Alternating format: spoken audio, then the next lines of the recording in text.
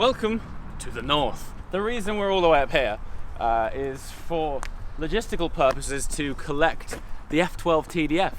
Regular subscribers of the channel will be really happy to know that the TDF is making a comeback. It's sort of, I guess, been in semi-hibernation. We've had a pretty grim winter.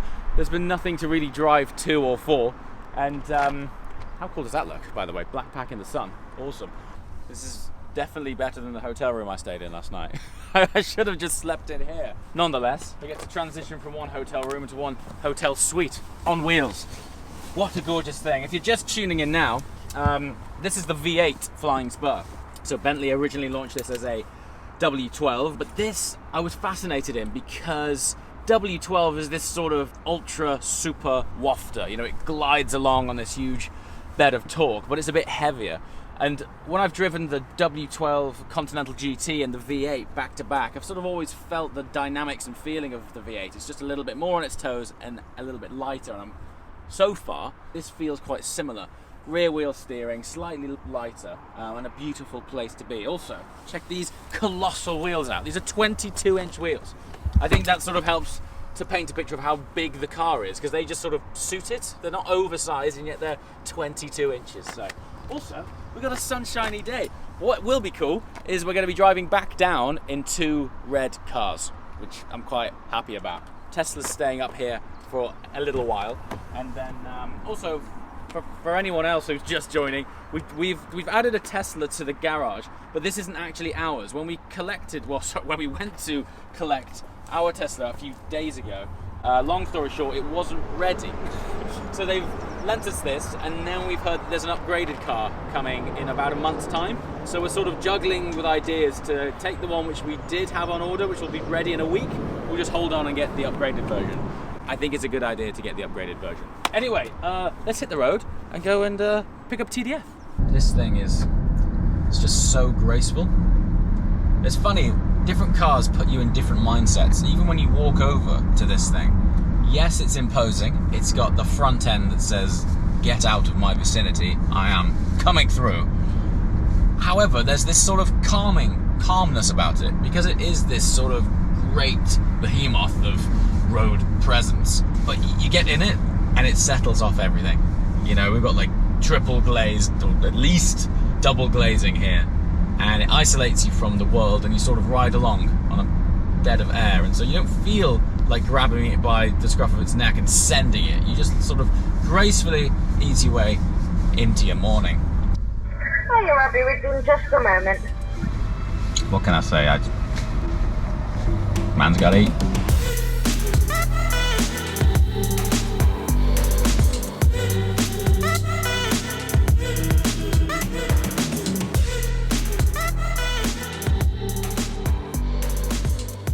Look what's back! I genuinely haven't been this excited for a car in many a moon. Probably since October, which is when I last properly drove this thing. So here it is. I think it's probably apt and fitting to introduce anyone who might be randomly clicking on this video and channel for the first time, to introduce you to the car. So this is one of the longest standing cars on the channel / in the garage. Ferrari F12 TDF. It's a limited edition, one of 799 cars built worldwide. Front mid-engine, naturally aspirated V12 with 771 horsepower, driven entirely through the rear wheels, which is why we've left it till spring to bring this thing out of hibernation. In the winter, actually in the summer, this thing has this sort of ability to put the fear of God into you. In the winter, it can actually make you go and meet God. So it's best to bring it out when the conditions are optimal. Now, in a minute, we're going to cut the silence with this V12, and I think what's probably as important as ever, the naturally aspirated V12 is somewhat of a dying breed, and today we're going to celebrate it in all its glory. Now let's just pause for 1 second. That's the sound of the blissful Yorkshire countryside. And in a minute we're going to interrupt it with the Symphony of Italy. Yorkshire meets Italy. It's going to be great. So what I'm going to do, which is a little bit, I guess, unconventional for most car channels, is rather than getting in and talking about it, I'm just going to immerse you in it, take you along for the ride together, put you in the passenger seat as best we can, and immerse you in what this thing is like on a fresh spring day.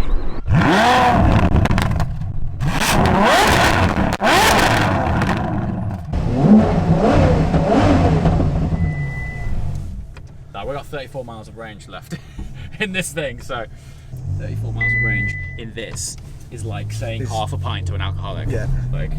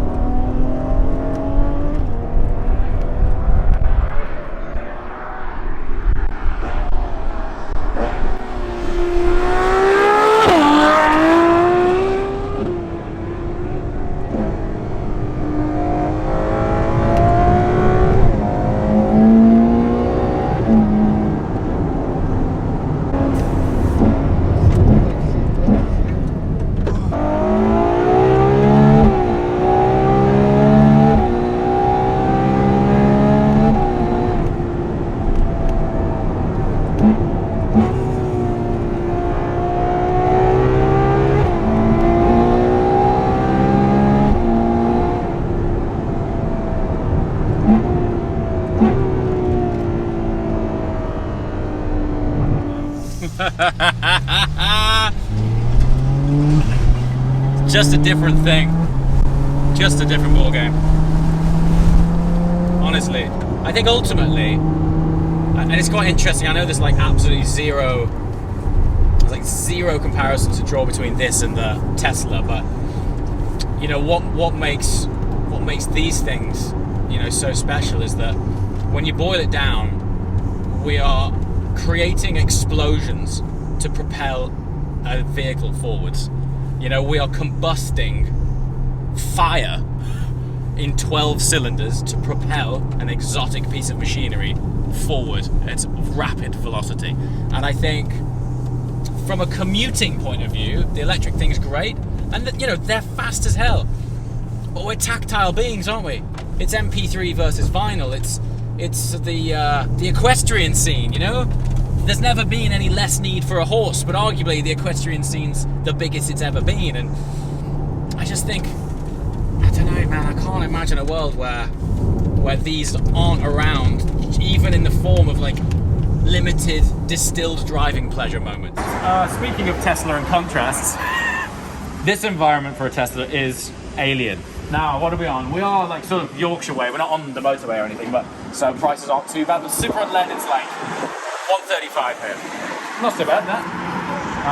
Super unleaded. Now this is almost running on fumes, so it'll be really interesting to see what a full tank from almost fumes is like on an F12 TDF. Now, bearing in mind, this is fundamentally built on the F12 platform, which was designed to be a Grand Tourer. So it's designed to take a lot of fuel. So you can like waft on down to the south of France without, heaven forbid, having to step out of your car too much. That's the purpose of it. So let's see how it goes.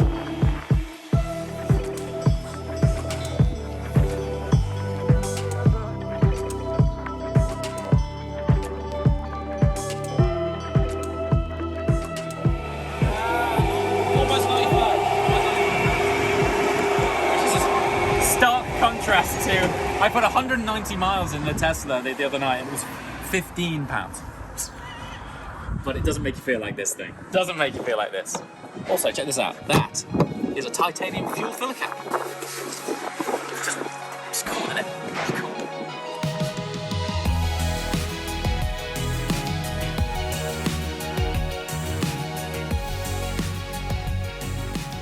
Okay, so today's video is a little bit shorter than normal. There was a big section in the middle of the day with regards to an upcoming project that I actually can't share. so literally half of the day, in terms of potential filming opportunities, completely wiped out, which isn't ideal when you're trying to pad out a vlog, but it'll be worth the wait. We've got something really, really special in the pipeline, so I look forward to sharing that with you when I can. The big news is the TDF is back on the channel for the foreseeable, which is good news, because spring, summer, V12s, it's always a good thing. So be sure to tune in for that. Anyway, sun's setting, we're going to be losing light from cameras any minute now, so I'm going to call it a day. As always, thank you so much for watching. I shall see you next time.